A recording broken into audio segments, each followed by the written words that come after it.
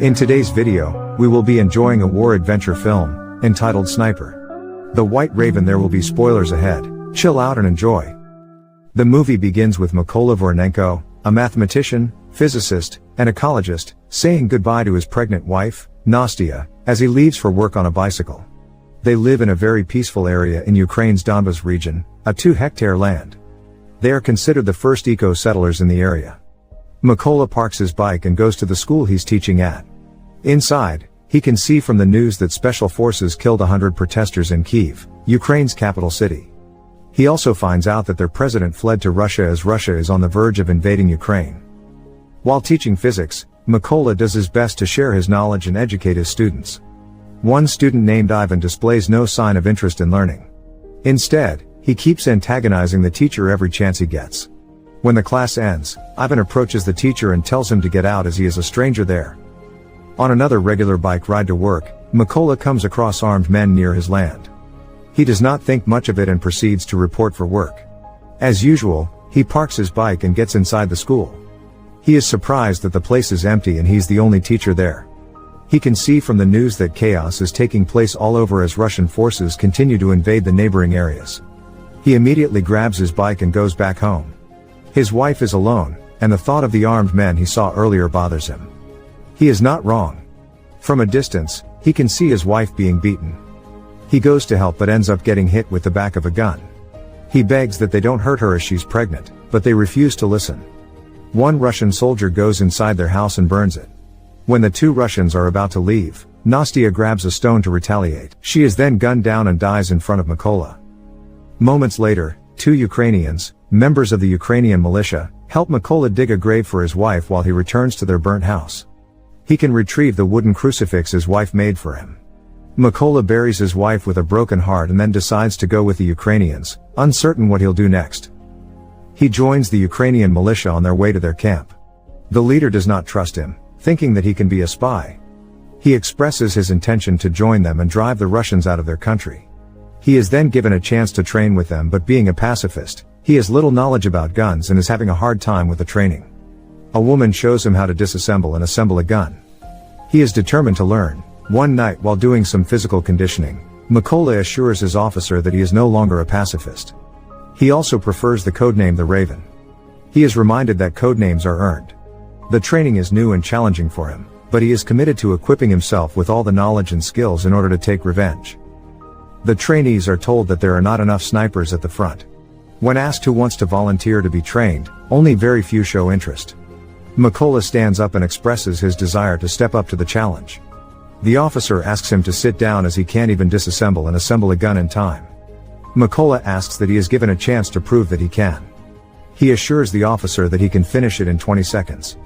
An AK-47 is laid on the table by the officer. To the surprise of everyone, Mykola blindfolds himself and starts to disassemble the gun. He then assembles the parts back smoothly.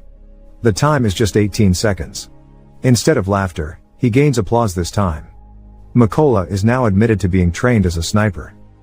During training, Mykola is surprised to receive a different gun from the rest of the trainees. He refuses to leave as he finds it unfair not to get the same weapon. He demands to also get an SVD-63, a semi-automatic designated marksman rifle, the same rifle that the other trainees get. This does not sit well with the personnel in charge. Mykola has no other choice than to embrace what he has. The trainees are told to remain invisible under any circumstances. Part of the test is for the trainer to shoot a few inches from them. If they react, they will fail. Most trainees fail the test. Mykola does not flinch despite the loud noise and the risk involved in this training. Another is for their scope to be covered once the target is sighted. Mykola misses. Even if he knows that he does not have the best weapon, Mykola does not use it as an excuse. When the training focuses on computation, Mykola impresses the lieutenant colonel as he is able to calculate the answer before his fellow trainees can. His being a mathematician comes in handy. Mykola passes the sniper's training. One day, Mykola is told by the lieutenant colonel to pack his things. He is part of the team to be sent to a checkpoint that has been captured by the Russians. The team immediately secures its position. Each sniper has its own target. When they are about to execute their plan, a car heads toward the checkpoint. The lieutenant colonel stops them from shooting. The couple in the car are asked to come out of the car and present their passports. Once cleared, they are allowed to leave, but the guy's passport is kept. The guy wants his passport back, but the Russian who took it refuses to hand it back to him. This results in a commotion. The girl is slapped, and the guy gets shot with a gun. The lieutenant colonel gives them the go signal to shoot. All the Russians are then killed. The lieutenant colonel congratulates the team on their first successful mission. When they return back to their command post, Mykola looks for his friends and fellow trainees. He's told that they are on a separate mission. Later on, he finds out that one of them is brutally killed by a sniper. One day, the team is sent on a mission again. Explosives are set up, and the trigger is concealed with a leaf. When the Russians are getting closer, Mykola is surprised to see his former student with them. Ivan, the student who was always antagonizing him. All the Russians are killed when the explosives are detonated, including Ivan. The lieutenant colonel tells Mykola to not feel that bad as Ivan made his decision. While resting, the lieutenant colonel grabs a photo of his family. Mykola asks if he can take a look at it. The officer tells him that his 2 daughters don't know the nature of his job. He has an agreement with his wife to keep his job with them. What they know is that he is on a business trip. The lieutenant colonel sees the crucifix he's been carrying. He asks if it's an amulet. Mykola tells him that it symbolizes family to him. Ukrainian forces secure the trenches by the border while the snipers are in position. It's just a matter of time before Russian forces will pass by. Meanwhile, the Russians are preparing to invade the region. Mykola sees the man who killed his wife from his scope. He asks for permission from the lieutenant colonel to shoot. He is told to stand down. Mykola asks for permission again as he has a perfect shot. He is too eager to go for it at this point. The request is turned down, but Mykola can't afford to miss this opportunity. He squeezes the trigger and hits the Russian in the neck. The Russian is killed. The officer is disappointed that his order was ignored. Without their knowledge, a Russian elite sniper named Sari is also in a position to spot their location. The lieutenant colonel spots Sari. He tells Mykola where the sniper's location is, but the Russian is too fast to react. The officer is then killed. Mykola now knows that their location is compromised. He puts the officer's dead body on his back as he braves the onslaught of the Russians. He finds a trench and covers it for safety. He manages to make it out alive, but the officer is not as lucky.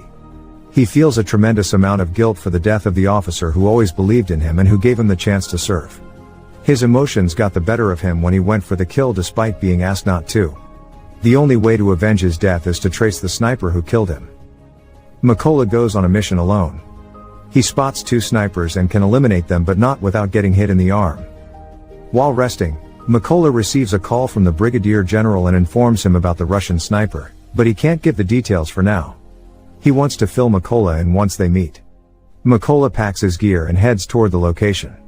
This is his opportunity to know more about the Russian sniper. The brigadier general informs his men what the Russian sniper is capable of doing. He has already eliminated 5 of their snipers and 3 machine gunners. He is a force to be reckoned with. They have an idea where his favorite position is based on the kills he made. He does not change position. One Ukrainian soldier suggests covering the area with mines, but the officer is opposed to the idea. He lets Mykola explain the reason why they can't just do that as he is from the area. Mykola explains that there's chlorine storage in the location where the sniper is hiding, and using explosives to kill him can cause environmental issues. All of the snipers are then given their assignments. The officer makes it clear that once the secondary targets are eliminated, he wants Mykola to climb up the building and kill the Russian sniper. They are then dismissed. All snipers are in a position to attack. Mykola confirms that he is now in position after crawling toward the target area. He manages to sneak up behind 2 Russians and immediately kills them both. One of the 2 was the same person who went to his place. The other snipers lock their subjects and wait for the go signal. They then manage to wipe out their targets after doing a countdown to shoot at the same exact time.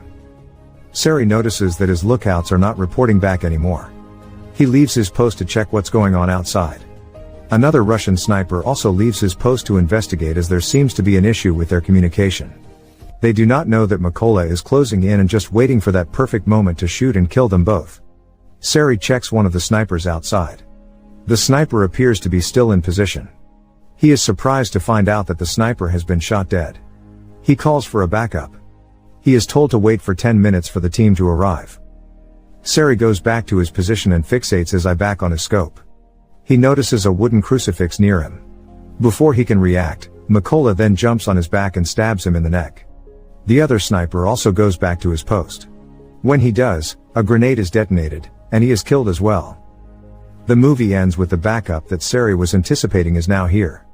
A Russian officer calls Sari on the radio.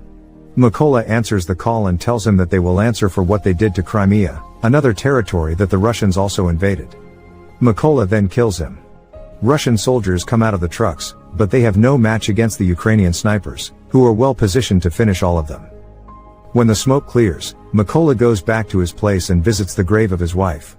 While his mission to avenge her death is completed, the job is not done yet. Thanks for watching.